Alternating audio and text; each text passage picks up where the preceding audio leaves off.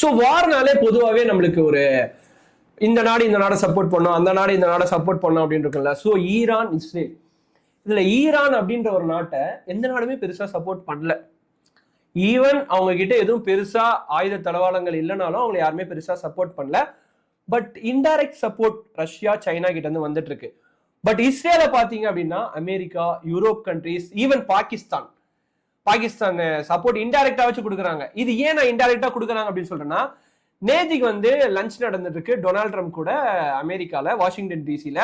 அதுல வந்து பாகிஸ்தானோட தளபதி ஒருத்தர் வந்து லஞ்ச்ல வந்து டொனால்ட் ட்ரம்ப் கூட லஞ்ச் சாப்பிட்டு இருக்காரு. இந்த டைம்ல எந்த ஒரு பிரச்சனையுமே உள்ள விடல.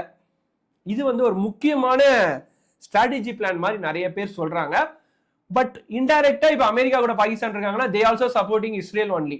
ஒரு முக்கியமான ஹைலைட்டான விஷயம் என்னன்னா, இந்தியா ஈரானுக்கும் சப்போர்ட் பண்ணல, இஸ்ரேலுக்கும் சப்போர்ட் பண்ணல.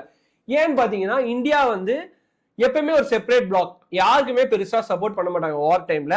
ஏன்னா எல்லாருமே ஒரு ஃப்ரெண்ட்ஸா தான் பார்ப்பாங்க. அந்த மாதிரி பார்க்கும்போது இஸ்ரேலுக்கு வந்து லாஸ்ட் டைம் வந்து எர்த்குவேக்லாம் வரும்போது இங்க இருந்து இமீடியட்டா ரிலீஃப் ஃபண்ட்ஸ், ரிலீஃப் மெட்டீரியல்ஸ்லாம் அனுப்பிச்சாங்க. அதே மாதிரி வந்து ஈரானுக்கு ஒரு பிரச்சனைனா ஈரான் வந்து நம்மளுக்காக நிற்பாங்க, ஈரானுக்காக நம்ம போய் நிற்போம், இதெல்லாம் நடந்தது.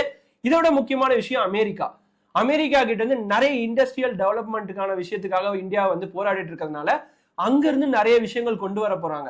சோ அதனால இந்தியாவோட சப்போர்ட் அப்படின்றது யாருக்குமே பெருசா இருக்க போறது நல்லாவே தெரிஞ்சிச்சு.